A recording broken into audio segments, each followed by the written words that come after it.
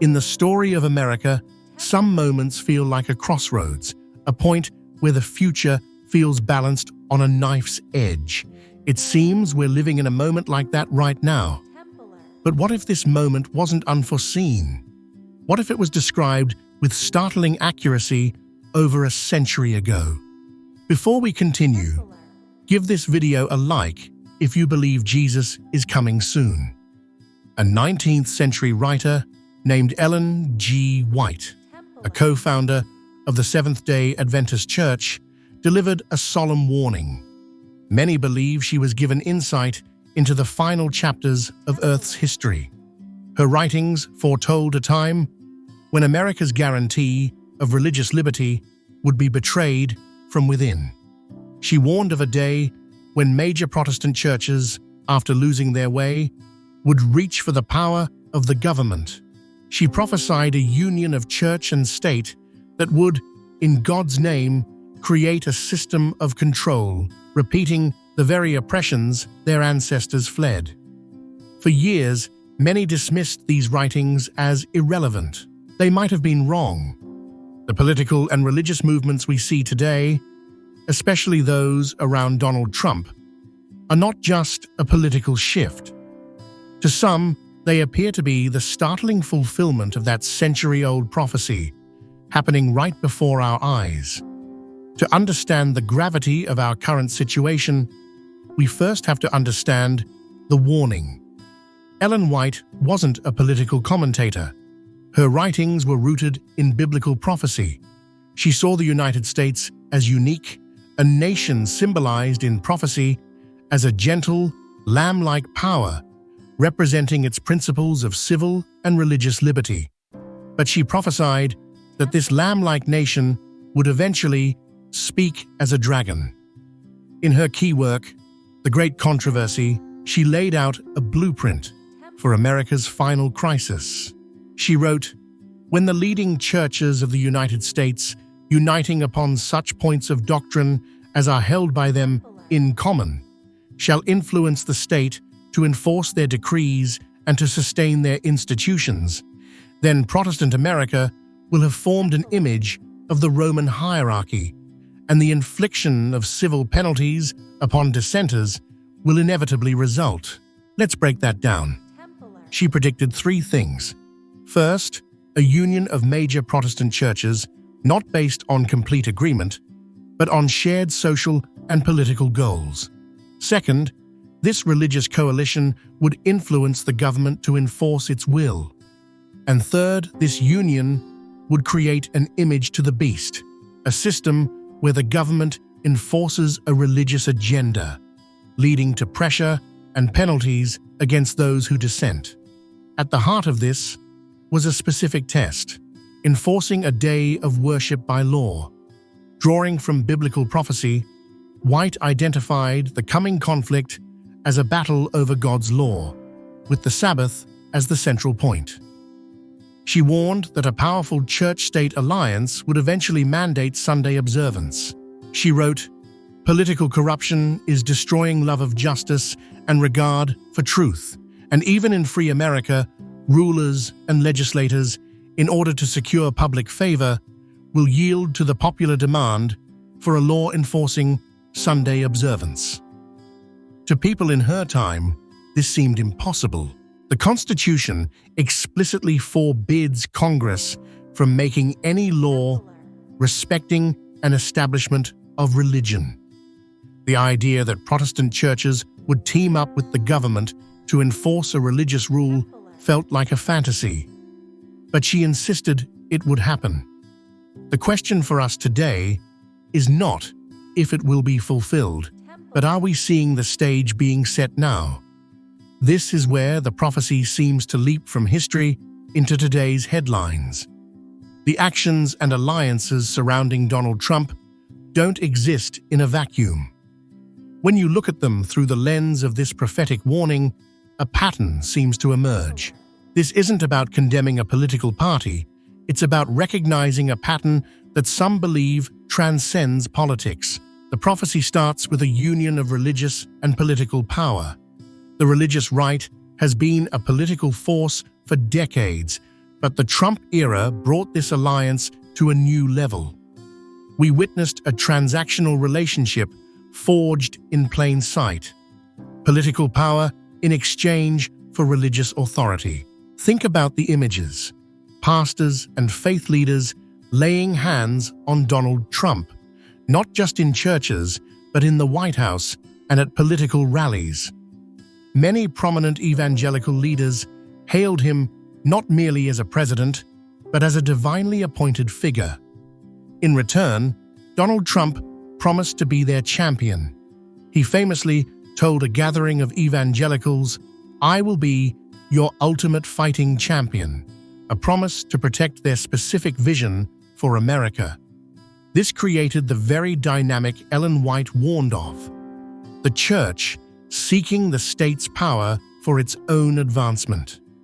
She wrote, "The union of the church with the state, be the degree never so slight, while it may appear to bring the world nearer to the church, does in reality but bring the church nearer to the world."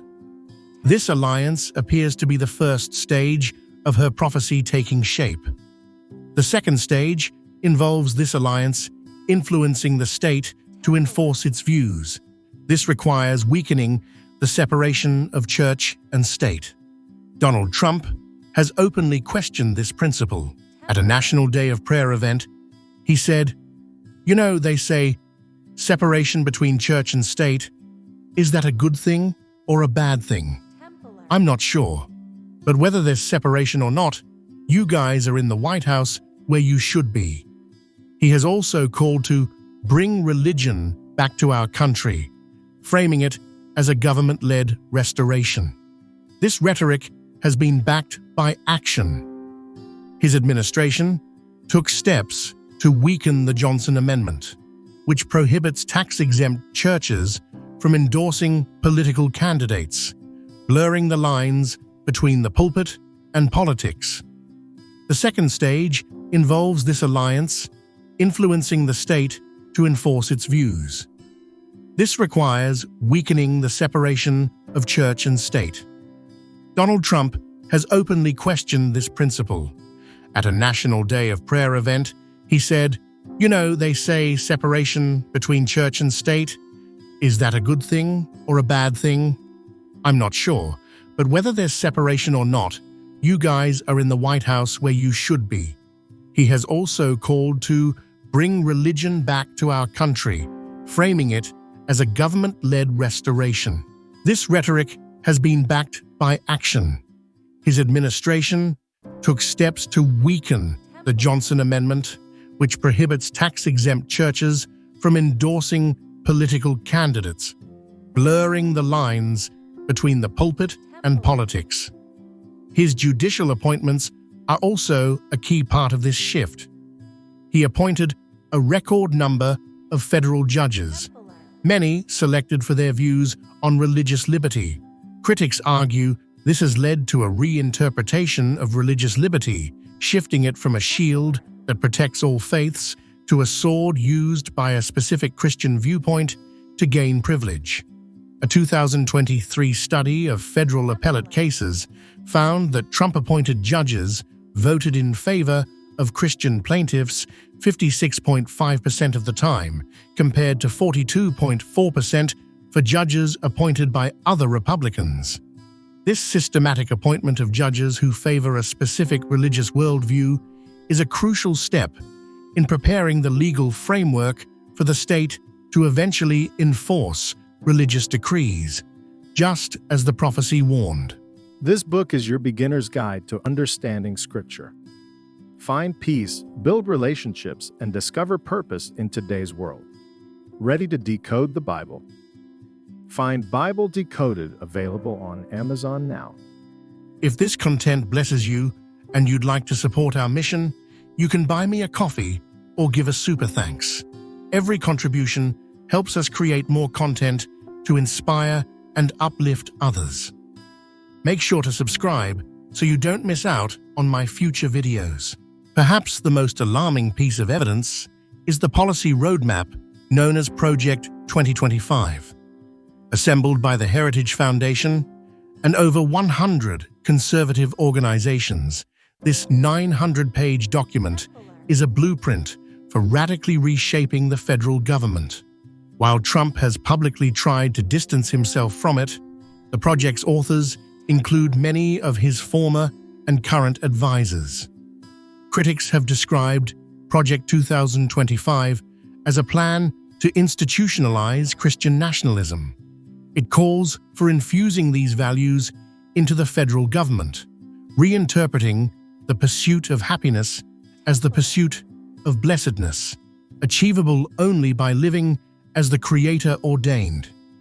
This framework argues that liberty isn't the freedom to do what we want, but what we ought, with that ought being defined by a specific set of conservative Christian morals. While Project 2025 does not explicitly call for a national Sunday law, critics warn it lays the groundwork for such a possibility by envisioning a government with no meaningful separation between church and state. It proposes dismantling the merit-based civil service and replacing it with officials loyal to the president's agenda. Critics say this would ensure a religious political vision could be implemented without resistance. Is it a coincidence that this detailed plan has emerged in alignment with the political figure who has most openly courted its architects? Some see it as an operating manual for the very system Ellen White warned was coming. Finally, Ellen White warned that this church-state union would be framed as a righteous act to save a fallen nation. She prophesied that the country would turn its back on its founding principles in the name of enforcing morality. Listen to the rhetoric today. We hear calls to take our nation back for God. Political rallies often feel like religious revivals. The popular narrative is of a nation under siege from secular forces, where Christians are a persecuted group who must seize political power to restore righteousness. This seems to fulfill the prophecy with stunning precision. Ellen White warned that Protestant America would follow in the steps of Rome by using civil power to enforce religious observance. While her specific focus was a national Sunday law, the underlying principle is using state power to enforce religious dogma. The current climate, where political loyalty is often merged with religious faithfulness, creates the spiritual environment necessary for such a law to be demanded. The mechanisms seem to be moving into place, the alliances have been forged, and the public mind is being conditioned. So what does all this mean? If we are indeed witnessing these patterns align, then some believe we are standing at the threshold of the final crisis described in the Bible. This isn't about one man or one party. Donald Trump may not be the cause, but a symptom, a catalyst in a prophetic sequence. The forces of Christian nationalism and the desire for political power within the church have been building for decades. His presidency may have provided the perfect storm for them to converge. Ellen White warned that the enforcement of Sunday observance by law would be the final act of this church-state union, the event that would test the loyalties of every person. It would force a choice between the laws of man and the commandments of God. She wrote that those who refuse to comply will face economic penalties and persecution.